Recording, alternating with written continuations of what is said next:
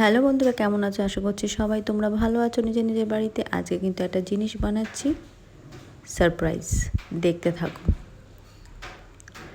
আচ্ছা, দেখতেই পাচ্ছ একটা মিক্সি নিয়ে নিয়েছি, তার মানে কিছু একটা মিক্স করতে হবে, মিক্সচার করতে হবে। সেই জন্য আচ্ছা ইনগ্রিডিয়েন্টসগুলো একটু দেখিয়ে নিই। খুব অল্প ইনগ্রিডিয়েন্টস দিয়ে কিন্তু খুব টেস্টি একটা জিনিস বানানো যায়। ফার্স্টে দেখালাম সুগার, তারপর দেখালাম মিল্ক।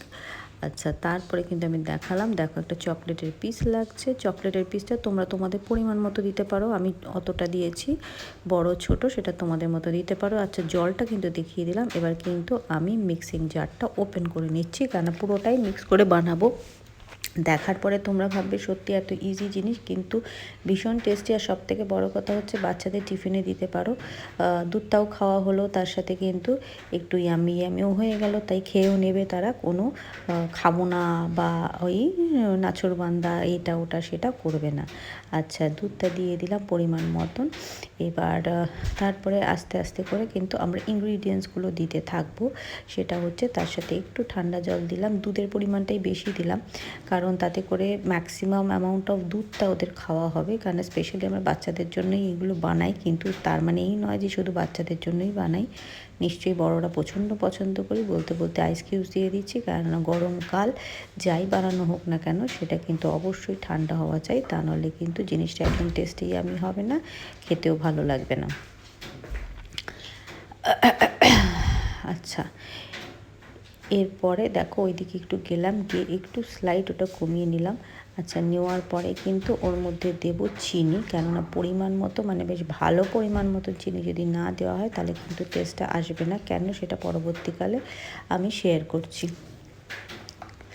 আচ্ছা, দেখতে পাচ্ছ এখানে 4 নম্বর স্পুন, মানে বেশ কিন্তু আমরা সুন্দরভাবে ওটাকে ইয়ামি বানানোর চেষ্টা করব। যতটা পরিমাণ দরকার ততটাই দেব। এখন কিন্তু কিপটেমি করলেও হবে না, বা হেলথ কনসিয়াস যারা তাদের হেলথ নিয়ে বা ডায়েটিং নিয়ে ভাবলেও হবে না, কেননা এগুলো তো রোজ রোজ করে খাচ্ছি না।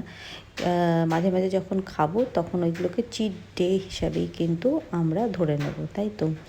আচ্ছা, এরে ওইদিকে গেছিলাম একটু কি করতে, তাই জন্য তোমরা দেখতে পাচ্ছ নেই, আবার আমি চলে আসবো, সেটা কোনো চিন্তা নেই। এসে গেছি, এসে কিন্তু আমি মুখটা আটকে দিচ্ছি। মনে হচ্ছে কিন্তু একটু বেশি নিয়ে নিচ্ছি, একটু কম নিলে ভালো হতো, ওভারফ্লো করবে এটা মনে হচ্ছে।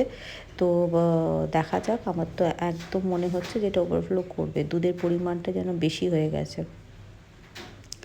তো যাক, গিয়ে দেখা যাক। আগে একবার তো অন করলেই বুঝতে পারবো যে সিনারিওটা কি হচ্ছে। তো সেরকম হলে দুধটা অবশ্যই একটু কমিয়ে দেব, কারণ জারটা দেখতে পাচ্ছ তো অনেকটাই ছোট। ওই যে বলতে বলতে দেখেছো দুধটা বেরিয়ে আসছে, তার মানে হচ্ছে ওটা অনেকটা এক্সেস হয়ে গেছে। চলো, কোনো ব্যাপার না, ওটাকে আবার একটু কমিয়ে নিতে হবে। একটু খুলে নিই আবার একটু পরিমাণটা কমিয়ে নিই, তেমন হলে 2 টাইমসে করব, কোনো অসুবিধা নেই। কারণ একটু বেশি করে না করলে কিন্তু আবার বাড়িতে সবাইকে দেওয়াটা সম্ভব হয় না। দেখো, পুছিয়েও নিচ্ছি আমি জায়গাটা যেটা ওভারফ্লো হয়েছে। আচ্ছা, পুছিয়ে নিলাম, পুছিয়ে নিয়ে এবার কিন্তু আমি জারটাকে ওপেন করছি। একটু কাপড় দিয়ে ওপেন করতে হয়েছে, কেন অলরেডি ওটা তো স্লিপারি হয়ে গেছিলো, তো হাত দিয়ে খুলতে পারলাম না, তাই জন্য কিন্তু আমি জারটা কাপড় দিয়ে খুলে নিলাম। এবং ওই দিকে গিয়েছিলাম একটু এটাকে কমিয়ে নিতে, কেন কমিয়ে না নিলে কিন্তু আবার সেই সেম জিনিসটাই হবে, আবার ওভারফ্লো করবে। তাহলে দেখো অনেকটাই কিন্তু কমিয়ে নিয়েছি, মুখে অনেকটা জায়গা ফাঁকা রেখেছি এবার। আচ্ছা, এবার কিন্তু চকলেটটা আমি আগেই তো মিক্স করে নিয়েছিলাম, তার মধ্যে কিন্তু দিলাম পরিমাণ মতো নেসক্যাফে। একটা জিনিস মনে রাখতে হবে, এটাই কিন্তু পরিমাণটা যদি বেশি হয়ে যায় কফির, তাহলে কিন্তু জিনিসটা পুরো তিতো হয়ে যাবে। সে তুমি যতই চিনি, চকলেট, আইসক্রিম যে যা পারো অ্যাড করো। আচ্ছা, আইসক্রিমটাও কিন্তু এর মধ্যে অ্যাড করতে পারো, তাহলে কিন্তু একদম অ্যাডিশনাল একটা টেস্ট আসে।